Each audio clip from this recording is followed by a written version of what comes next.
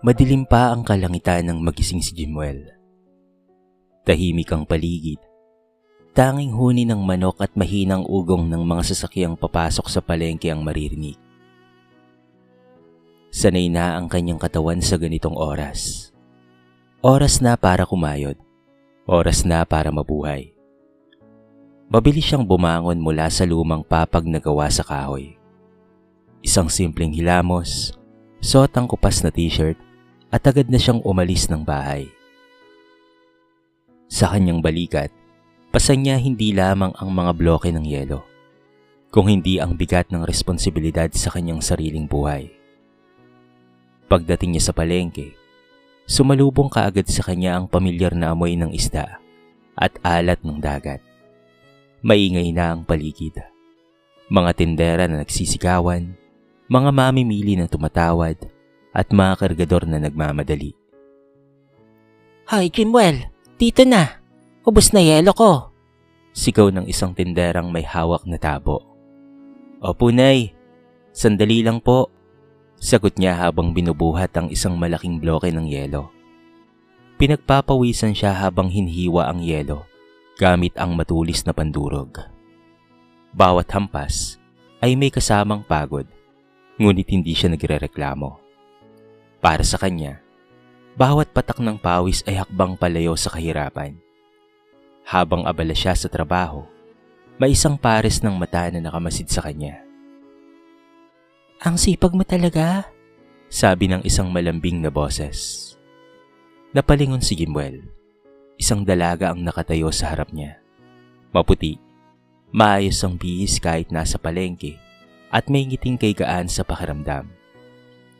Ikaw? Anak ka ni Mang Art, di ba? Tanong ni Jimwell. Medyo naiilang. Ngumiti ang dalaga. Oo, ako si Margie. Saglit na natahimik si Jimwell. Hindi niya alam kung bakit, pero parang biglang bumagal ang paligid.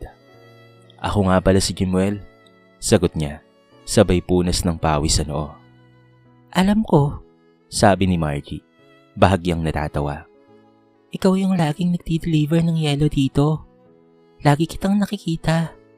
Ganun ba? Mahiyain niyang sagot. Napansin ni Margie ang sugat sa kamay ni Jimwell. Sugatan ka, sabi niya, sabay turo sa kamay nito. Ayos lang, sanay na ako, sagot ni Jimwell, na parang walang nararamdaman. Hindi sumagot si Margie. Sa halip, kumuha siya ng panyo mula sa kanyang bulsa at parahang pinunasan ng sugat ni Jimwell. Hindi porket sanay ka na, hindi na masakit. Mahina niyang sabi. Napatitig si Jimwell sa kanya. Sa gitna ng magulong palengke, parang biglang naging tahimik ang mundo niya. Salamat, bulong niya. Ngumiti si Margie. Mag-ingat ka palagi ha. Mula sa araw na yon, hindi na naging ordinaryo ang bawat pagpasok ni Jimwell sa palengke. Sa gitna ng yelo, pawis at pagod, ay may isang bagay na unti-unting nagbigay kulay sa kanyang mundo. At yon ay si Margie.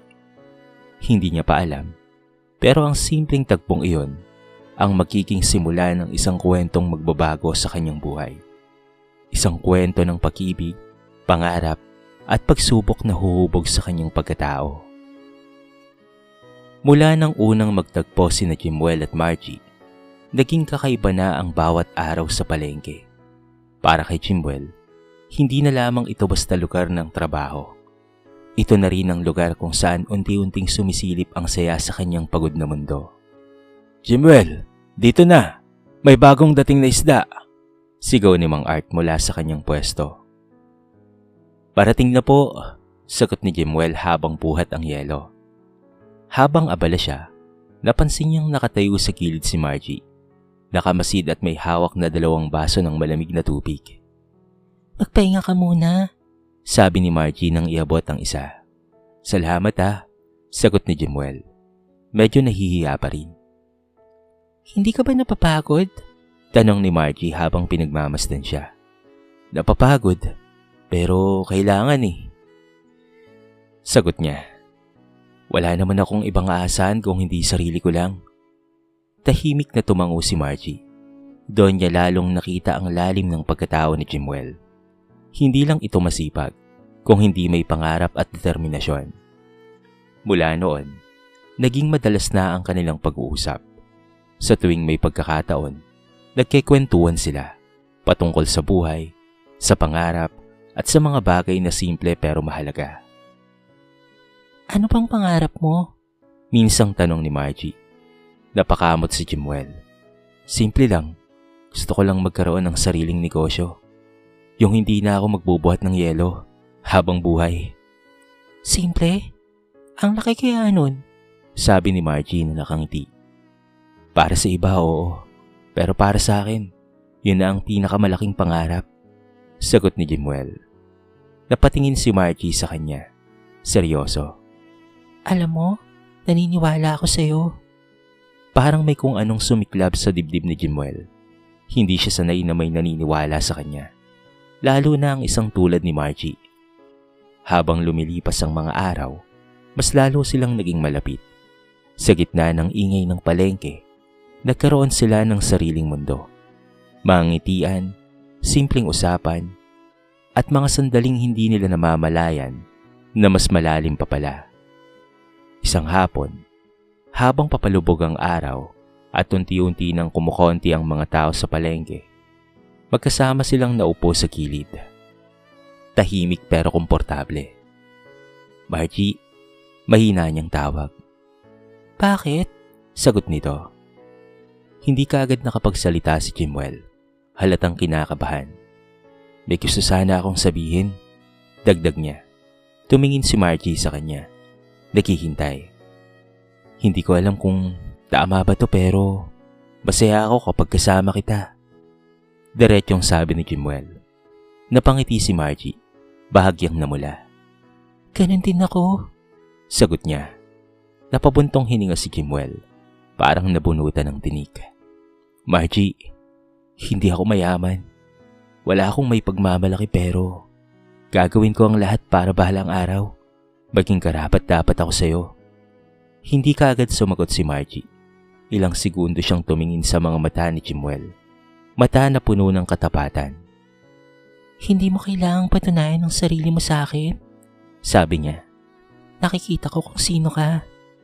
At sa sandaling iyon, walang kahit na anong kayamanan ang makakapantay sa nararamdaman ni Jimwell. Sa gitna ng kahirapan, pagod at pangamba, may isang pag-ibig na tahimik na umuusbong. Isang pag-ibig na hindi perpekto, pero totoo. At hindi pa nila alam, ang pag-ibig na yon ang susubok sa kanila sa mga darating na araw. Hindi nagtagal, napansin na rin ng iba ang pagiging malapit ni Jimwell at Margie. Sa isang palengke kung saan mabilis kumalat ang chismis, hindi na nakapagtataka na makarating ito sa tenga ng isang taong hindi dapat makarinig nito. Walang iba kung hindi si Mang Art. Isang umaga, abala si Jimwell sa paglalagay ng yelo sa pwesto ng isda nang marinig niya ang malakas na boses. Jimwell! Napalingon siya. Nakatayo si Mang Art. Seryoso ang mukha at talatang may galit sa mga mata. Po, may hinahon niyang sagot. Lumapit si Mang Art. Nakatingin mula ulo hanggang paa na para bang sinusukat ang halaga ng binata. Ikaw ba ang madalas nakausap ng anak ko? Diretsyong tanong nito. Sandaling natahimik si Jimwell. Alam niyang hindi maganda ang kahihinatnan ng usaping ito. Magkaibigan lang po kami. Sagot niya ng maingat. Magkaibigan? Napatawa si Mang Art pero walang saya ang halakak niya. Huwag mo akong niloloko, Jimwell. Akala mo hindi ko napapansin? Unti-unting napatingin ang mga tao sa paligid. Ang ilang tendera ay napahinto sa ginagawa. Tila inaabangan ng susunod na mangyayari. Makinig ka sa akin! Patuloy ni Mang Art. Mas lumakas ang boses. Lumayo ka sa anak ko! Pero po... Tangka ni Jimwell na magsalita. Wala ka ng pero-pero! Putol ni Mang Art. Anong may bibigay mo sa kanya? Yelo? Pawis? At pagod? Nagtawanan ng ilang mga nakarinig. Ramdam ni Jimwell ang init sa kanyang pisngi. Hindi dahil sa pagod, kung hindi dahil sa kahiyan. Hindi ka makakabuhay ng pamilya sa ganyang trabaho mo. Napakawalang kwenta. Dagdag pa ni Mang Art. Anak ko yan. Hindi siya para sa isang katulad mo. Nakatayo lang si Jimwell. Tikom ang bibig. Gusto niyang sumagot. Gusto niyang ipagtanggol ang kanyang sarili. Pero pinili niyang manahimik. Kung may respeto ka sa sarili mo, layuan mo ang anak ko. Malamig na sabi ni Mang Art bago siya tumalikod. Tahimik ang paligid matapos ang eksena. Unti-unting bumalik sa trabaho ang mga tao. Pero ang tingin nila kay Jimwell ay may halong awa at pangmamaliit. Maya-maya, dumating si Margie. Hingal at halatang nagmamadali. Jimwell, anong nangyari? Bakit ka pinagsabihan ni Papa? Tanong niya. Umiling si Jimwell. Ayos lang. Ayos lang? Pinahiya ka niya sa harap ng lahat. Sabi ni Margie. Halatang galit. Margie, mahinang sabi ni Jimwell. Tama naman ang papa mo. Tatigilan si Margie. Anong sinabi mo? Wala pa akong nararating sa buhay. Wala akong maibibigay sa'yo. Diretsong sagot niya. Hindi yun mahalaga sa akin. Mariing sabi ni Margie. Hindi pera ang dahilan kung bakit kita gusto. Napatingin si Jimwell sa kanya. Ramdam niya ang sincerity sa bawat salita nito. Pero ramdam din niya ang katotohanan ng sinabi ni Mang Art. Pero mahalaga yun sa mundo. Mahina niyang sabi. At ayokong dumating yung araw na pagsisihan mo ako. Hindi ko pagsisisihan. Agad na sagot ni Margie. Ngunit kahit ganoon, may bakas ng pag-aalinlangan sa puso ni Jimwell. Sa mga sumunod na araw, mas naging mahigpit si Mang Art. Binabantayan niya na si Margie. Pinitigilan ang anumang pagkakataon na magkita sila ni Jimwell. At sa tuwing nakikita niya si Jimwell, hindi niya pinapalagpas ang pagkakataon na maliitin ito. Hoy, Yellow Boy! Bilisan mo nga! Sigaw niya minsan, habang may mga customer na nakatingin. Tahimik na sinusunod ni Jimwell ang utos. Wala siyang laban, hindi sa salita, at lalong hindi sa estado ng buhay.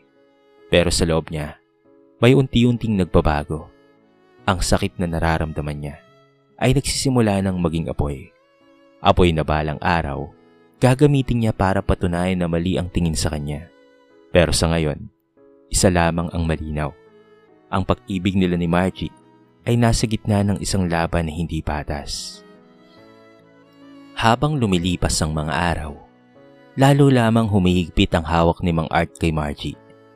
Halos hindi na ito makalapit kay Jimwell nang hindi napapansin. Bawat kilos niya ay binabantayan. Bawat hakbang ay may limitasyon. Diretso ka na sa bahay pagkatapos sa palengke ha? Utos ni Mang Art isang umaga. Wala ka nang ibang pupuntahan. Opo. Mahinang tugon ni Margie kahit ramdam niyang unti-unti siyang nasasakal. Sa kabilang banda, si Jimwell ay patuloy lamang sa pagtatrabaho. Ngunit hindi na tulad ng dati ang kanyang mga ngiti. Kung dati ay may saya sa tuwing makikita si Margie, ngayon ay puno na iyon ng pag-aalinlangan at sakit.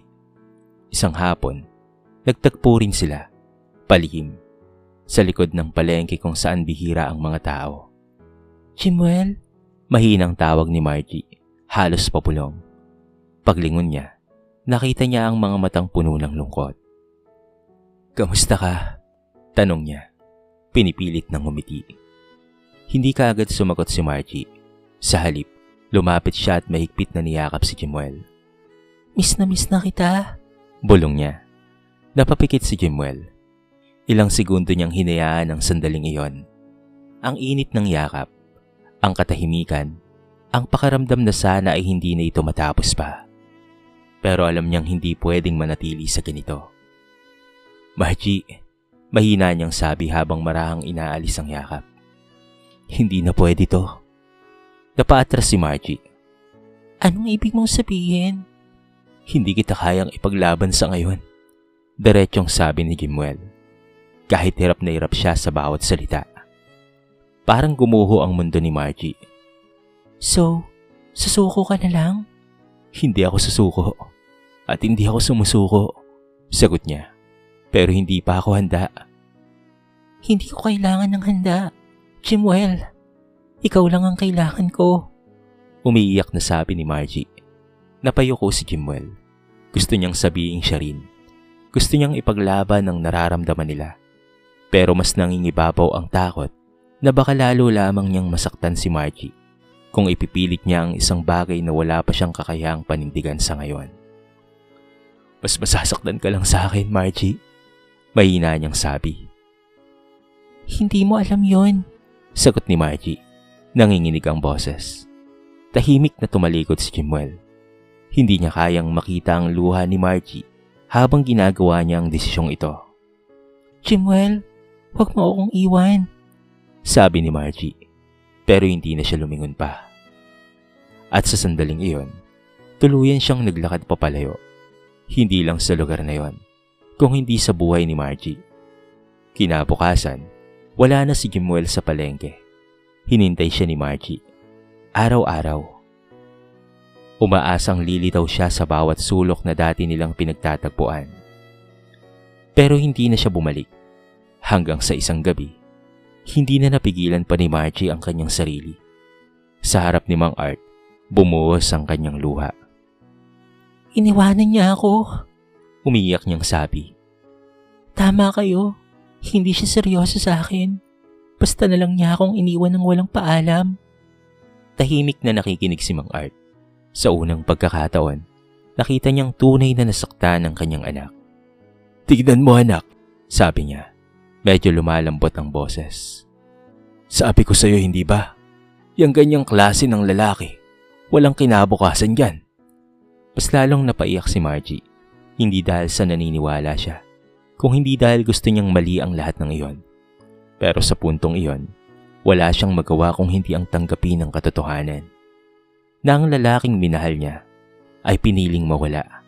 At sa puso niya, naiwan ang isang sugat na hindi basta-bastang naghihilom. Lumipas ang mga araw, naging buwan, at ang mga buwan ay naging taon. Ngunit para kay Margie, tila huminto ang oras sa araw na iniwan siya ni Chimuel. Sa palengke, nanatili ang lahat. Ang ingay, ang amoy ng isda, ang sigawan ng mga tindera. Ngunit may isang bagay na nagbago. Ang ngiti ni Margie. Hindi na ito tulad ng dati. Anak, pakiabot mo nga yung timbangan. Tawag ni Mang Art isang umaga. Tahimik siyang sumunod. Wala nang gaanong salita. Wala nang dating sigla. Paminsan-minsan, napapatingin siya sa lugar kung saan unang nagkita sila ni Chimuel. Sa bawat sulok ng palengke ay may alaala, mga ngiti, kwentuhan, at pangarap na hindi na natupad. Anak, minsang sabi ni Mang Art, hanggang ngayon ba hindi mo pa rin siya nakakalimutan? Saglit na natigilan si Margie. Hindi siya kagad sumagot. Hindi ko alam kung bakit siya umalis. Mahina niyang sabi. Pero hindi ibig sabihin nun na hindi siya naging totoo. Hindi na sumagot pa si Mang Art. Sa loob-loob niya, umaasa siyang makakalimot na ang anak niya. Pero kahit lumipas na ang maraming taon, malinaw na may bahagi ng puso nito na nananatiling nakatali sa nakaraan. Samantala, sa malayong lugar, ibang buhay na ang tinatahak ni Chimuel. Sa mga unang taon ng kanyang pag-alis, halos wala siyang direksyon. Nagtrabaho kung saan-saan.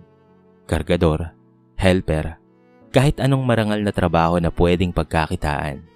Hanggang sa isang araw, nakilala niya ang isang taong magbabago ng kanyang kapalaran. Nakikita kong masipag ka, sabi ng kanyang amo habang pinagmamasdan siya. May pangarap ka ba? Opo, sagot ni Chimuel. Gusto ko pong umasenso sa buhay para sa sarili ko. Napangiti ang matanda. Kung ganun tutulungan kita. Mula noon, nagbago na ang takbo ng buhay ni Chimuel. Pinag-aral siya ng kanyang amo. Tinuruan ng tamang disiplina. At higit sa lahat, kung papaanong humawak ng negosyo. Hindi naging madali ang lahat. Maraming beses siyang bumagsak, nagkamali, at halos sumuko. Pero sa tuwing naaalala niya ang mga salitang narinig niya noon, hindi ka makakabuhay ng pamilya sa ganyang trabaho. Lalo siyang nagpupursigi. Ginamit niya ang sakit bilang lakas. Hanggang sa unti-unti, nagsimulang umangat ang kanyang buhay. Mula sa simpleng trabahador, naging katiwala siya ng negosyo. Hanggang sa kalaunan, nagkaroon siya ng sariling puhunan. Pinasok niya ang negosyo ng bigas at doon nagsimula ang tunay niyang pag-asenso. Lumaki ang kanyang kita, dumami ang kanyang koneksyon, at hindi nagtagal, siya na ang isa sa mga kilalang supplier ng bigas sa iba't ibang palengke. Isa na siyang ganap na negosyante. Ngunit sa kabila ng lahat ng kanyang tagumpay, may isang bagay na hindi nagbago. Si Margie. Sa bawat tagumpay niya, siya ang nasa isip niya. Sa bawat pagod at hirap, siya ang inspirasyon niya. Hindi ako umalis para iwan ka. Minsan niyang bulong sa sarili. Umalis ako para balikan ka. At ngayon, matapos ang 10 taon, handa na siya. Handa nang harapin ang nakaraan. Handa nang patunayan ang kanyang sarili. At higit sa lahat, handa nang muling makita ang babaeng kailanman ay hindi nawala sa kanyang puso. Isang pangkaraniwang umaga sa palengke. Maingay, magulo, at puno ng mga taong abala sa kani-kanilang mga hanap buhay. Tulad ng nakasanayan, maagang nagbukas ng pwesto si Mang Art, kasama si Margie na tahimik lamang na inaayos ang mga paninda. Margie, ayusin mo naman yung mga isda. Baka mawalan tayo ng customer niyan. Utos ni Mang Art. Opo. Mahinang sagot niya. Habang abala ang lahat, biglang may isang kakaibang bagay na nakakuha ng atensyon ng mga tao. Isang napakagarang sasakyan ng dahan-dahang huminto sa harap ng palengke. Napalingon ng mga tindera. Ang iba ay nagbulong-bulungan. Ah, kanino yan? Mukhang mayaman ang may-ari. Oo nga no, mukhang mayaman nga. Hanggang sa maya-maya ay bumukas ang pinto ng sasakyan. Isang lalaking nakaitim na suit ang bumaba. Maayos ang postura, matikas ang tindig, at may suot na shades na bahagyang nagtatago sa kanyang mukha. Dahan-dahan siyang naglakad papunta sa pwesto ni Mang Art. Napakunot ang noo ni Mang Art habang pinagmamasdan ng papalapit na lalaki. Magandang umaga po, magalang na bati ng lalaki. Magandang umaga rin, sagot ni Mang Art. Medyo naguguluhan. May tutulong ba ako? Saglit na tumahimik ang lalaki. Para bang pinag-aaralan niya ang mukha ni Mang Art. Matagal na po tayong nakita, sabi niya. Napatras ng kaunti si Mang Art. May kung anong pamilyar na boses, pero hindi niya mawari kung sino ito. Pasensya na pero, kilala ba kita? Tanong niya. Hindi kaagad sumagot ang lalaki. Sa halip, dahan-dahan niyang inalis ang kanyang shades. At sa sandaling iyon, tila huminto ang mundo. Hindi pa rin kaagad nagsalita si Mang Art, pero kitang-kita sa kanyang mukha ang gulat. Bago pa siya makapagsalita, may isang boses ang narinig mula sa likuran. Chimuel? Napalingon ng lalaki. Nakatayo si Margie, nanginginig ang kamay at hindi makapaniwala sa kanyang nakikita. Ikaw na ba yan? Nauutal niyang tanong. Isang bahagyang ngiti ang sumilay sa labi ng lalaki. Oo, ako nga, sagot niya. Parang nawalan ng lakas si Margie. Hindi niya alam kung iiyak siya o tatawa. 10 taon niyang hinintay ang sandaling ito. At ngayon, nasa harapan na niya ang lalaking hindi niya nakalimutan. Chimuel? Bulong niya. Samantala, si Mang Art ay tila napako sa kinatatayuan. Hindi siya makapaniwala. Ang binatang dati niyang minamaliit, ang pinagtatawanan, ang tinatawag niyang walang mararating, ngayon ay nakatayo sa harapan niya. Maayos ang bihis, kagalang-galang, at halatang matagumpay. At ano ang pakay mo rito? Pilit na tanong ni Mang Art, kahit halatang natataranta. Diretsyong tumingin si Chimuel sa kanya. Ako po ang bagong supplier ng bigas dito sa palengke. Kalmado niyang sagot. At isa po kayo sa mga kinukuhanan namin ng orders. Parang nalaglag ang panga ni Mang Art. Ikaw? Ikaw ang supplier? Halos hindi niya may bulalas. Opo, sagot ni Chimuel. Tahimik ang paligid. Ang mga taong kanina'y nag-uusap, ngayon ay nakikinig na. Hindi na alam ni Mang Art ang kanyang sasabihin. Lahat ng sinabi niya noon, lahat ng pangmamaliit, ay tila bumalik sa kanya. Isang matinding sampal ng katotohanan. Samantala, si Margie ay nakatingin lang kay Chimuel, puno ng emosyon. Hindi siya nagbago, pero nagbago rin ang lahat. At sa sandaling iyon, malinaw na. Ang lalaking nang iwan sa kanya noon ay hindi na ang dating Chimuel. Tahimik ang paligid matapos ang revelasyon. Ang dating maingay na palengke ay tila napigil sa isang sandali ng pagkagulat. Lahat ng mga mata ay nakatuon kina Chimuel, Margie at Mang Art. Si Mang Art ang unang bumawi ng hininga. Hindi niya alam kung saan magsisimula.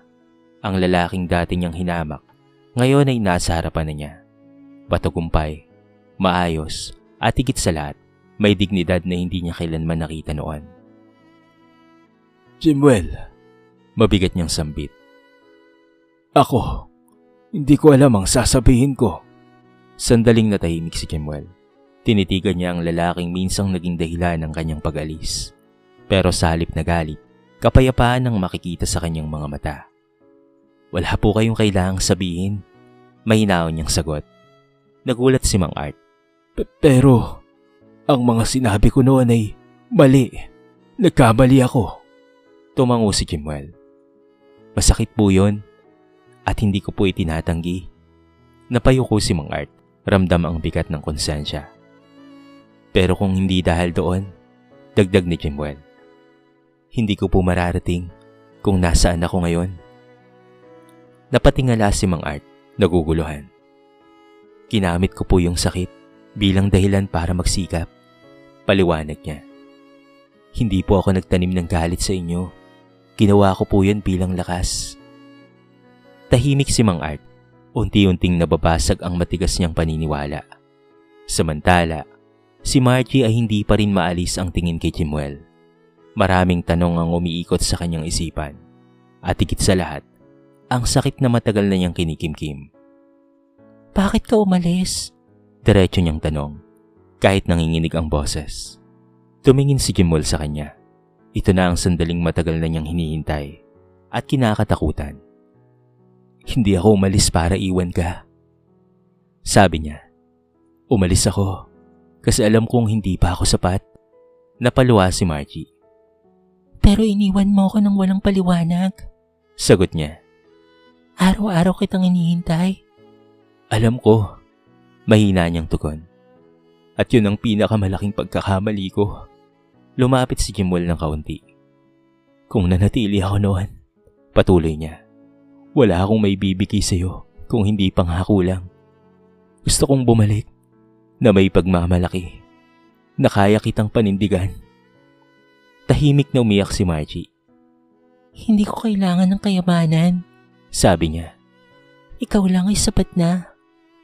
Pero gusto kong maging sapat, hindi lang sa puso mo, kung hindi sa buong mundo.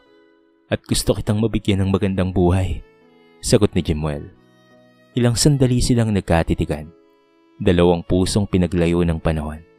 Pero hindi kailanman naghiwalay ng damdamin. Sa likod nila, dahan-dahang lumapit si Mang Art. Margie, Tawag niya. Mas malambot na ang boses. anak, patawarin mo ko. Nagulat si Margie. Hindi niya yun inaasahan mula sa kanyang ama. Mali ako sa paghusga ko. Dagdag ni Mang Art. Hindi ko nakita kung gaano katatag ang lalaking ito. Tumingin siya kay Chimuel.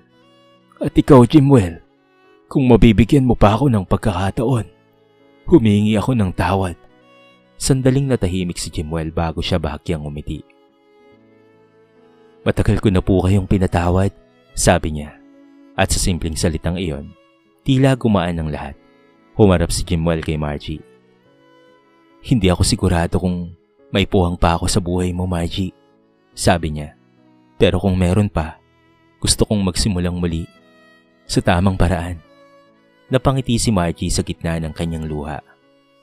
Hindi ka naman talaga nawala. Sagot niya.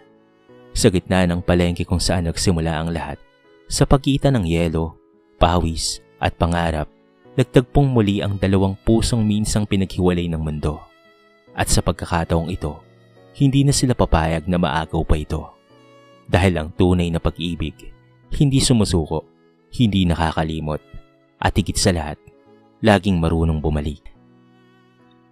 Lumipas ang mga buwan matapos ang muling pagkikita ni na Jimwell at Margie at unti-unting nagbago ang takbo ng kanilang buhay. Ngunit sa pagkakataong ito, hindi na sila magkahiwalay. Sa palengke kung saan nagsimula ang lahat, marami ang nakapansin ng pagbabago. Ang dating simpleng pwesto ni Mang Art ay mas lalo pang umunlad, hindi lamang dahil sa negosyo, kung hindi dahil sa pagbabagong nangyari sa kanyang sarili. Mas naging magaan ang kanyang pakikitungo sa mga tao. Mas marunong na siyang makinig at mas higit sa lahat, natutunan niyang huwag maliitin ang kakayahan ng isang taong nagsisimula pa lamang. Iyo, dahan-dahan lang sa pagbubuhat. Paalala niya sa isang batang kargador. Baka mapano ka. Isang bagay na hindi niya kailanman ginawa noon. Samantala, si Margie ay muling nagbalik ang sigla. Ang mga ngiti niya ngayon ay hindi na pilit, totoo na ulit, puno ng pag-asa. At sa kanyang tabi, naroon si Jimwell. Ngunit hindi na bilang simpleng tagapagdala ng yelo, kung hindi bilang isang taong matagumpay na negosyante na nananatiling mapagpakumbaba. Sa kabila ng kanyang estado sa buhay, hindi niya iniwan ang kanyang pinagmulan. Patuloy siyang tumutulong sa mga maliliit na tindera sa palengke. Nagbibigay ng patas na presyo, oportunidad, at minsan ay tulong na hindi kailangang bayaran kaagad. Sir Jimwell, salamat po ulit. Sabi ng isang tinderang halos maiyak sa pasasalamat. Ngumiti lamang siya. Tulong-tulong lang po tayo. Isang hapon, habang tahimik ang paligid at papalubog ang araw, parehong eksena kung saan nagsimula ang lahat. Magkatabing nakaupo sina Jimwell at Margie. Naalala mo ba? Tanong ni Margie. Dito tayo unang nagkwentuhan ng matagal. Ngumiti si Jimwell. Oo naman. At dito rin ako unang kinabahan. Napatawa si Margie. Hindi naman halata. Sa loob-loob ko, nanginginig na ako noon. Biro niya. Sandaling natahimik ang dalawa. Pero hindi ito awkward kung hindi puno ng katahimikang komportable. Salamat biglang sabi ni Jimwell. Para saan? Tanong ni Margie. Sa paghihintay, hindi mo alam kung babalik pa ako, pero naghintay ka. Napatingin si Margie sa kanya. Hindi ko man alam kung kailan ka babalik, pero sigurado akong babalik ka. Pero bakit? Tanong ni Jimwell. Ngumiti siya. Kasi kilala kita. Napabuntong hininga si Jimwell, sabay hawak sa kamay ni Margie. Sa pagkakataong ito, sabi niya, hindi na kita iiwan pa. Mahal na mahal kita, Margie. Siguraduhin mo lang Sagot ni Margie na may halong biro at lambing. Hindi na mauulit, matatag niyang tugon. Sa di kalayuan, nakatanaw si Mang Art. Tahimik niyang pinagmamasdan ng dalawa. Sa kanyang puso, may kakaibang saya. Hindi dahil sa tagumpay ng negosyo, kung hindi dahil sa tagumpay ng kanyang anak at sa aral na kanyang natutunan. Na ang tunay na halaga ng isang tao ay hindi nasusukat sa kung anong meron siya ngayon, kung hindi sa kung ano ang kaya niyang marating, at kung gaano siya katatag sa pagharap sa buhay. At sa gitna ng palengke, kung saan dati may pangmamaliit, sakit at luha, ngayon ay may pag-asa, pagpapatawad at pagmamahal, dahil ang bawat pangarap, gaano man kaliit ang simula, ay kayang maging realidad. Kung ito ay sasamaan ng sipag, tiyaga at pusong hindi marunong sumuko. Ang kwento ni na Jimwell at Margie ay hindi lang basta simpleng kwento ng pag-ibig. Isa itong paalala patungkol sa buhay, pangarap at pagtingin sa kapwa. Una, huwag maliitin ang isang taong nagsisimula pa lang. Hindi sukatan ng pagkatao ang kasalukuyang estado sa buhay.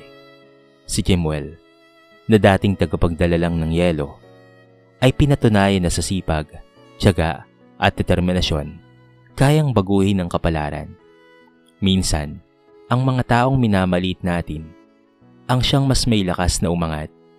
Ikalawa, ang tunay na pag-ibig ay marunong maghintay at umunawa.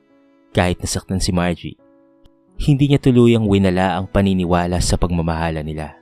At si Jimwell naman, pinili niyang magsikap hindi para iwan, kung hindi para maging karapat-dapat. Hindi lahat ng paglayo ay paglimot. Minsan, ito ay paghahanda para sa mas maayos na pagbabalik. Ikatlo, gawing inspirasyon ang sakit at hindi hadlang. Ang pangmamaliit at panghuhusga kay Jimwell ang naging dahilan para lalo siyang magsumikap. Ipinakita niya na ang negatibong karanasan ay pwedeng gawing lakas upang maabot ang kanyang tagumpay. At panghuli, ang pagpapatawad ay susi sa tunay na kapayapaan. Sa kabila ng lahat ng nangyari, pinili ni Jimwell na magpatawad at si Mang Art naman ay natutong magpakumbaba. Dahil dito, naghilom ang sugat ng nakaraan at nagbigay daan sa bagong simula. Sa kabuuan, ang kwento ay nagsasabi na ang tagumpay ay hindi nakabase sa kung saan ka nagsimula, kung hindi sa kung gaano ka katatag lumaban at mangarap. At ang tunay na pagmamahal, kapag totoo, ay laging babalik sa tamang panahon, sa tamang paraan, at sa tamang oras. Dito na po nagtatapos ang ating maiksing kwento sa araw na ito. Sana po ay nagustuhan nyo, at sana po ay kinapulutan nyo ng maraming aral. Kayo mga kabarangay, anong masasabi nyo sa ating kwento? I-comment nyo naman po sa baba ang inyong mga reaksyon, at babasahin natin ang lahat ng yan. I-comment nyo na rin kung taga saan kayo, para naman malaman ko kung hanggang saan nakaabot ang video na ito. Paki-like and share na rin po ang ating kwento para mapakinggan rin ng iba. At kung bago ka pa lamang sa ating channel, baka naman pwedeng pakihit ang subscribe button at bell notification button para palagi kang updated sa mga bago nating upload na katulad nito. So paano mga kabarangay? Hanggang sa muli, thank you so much and peace out!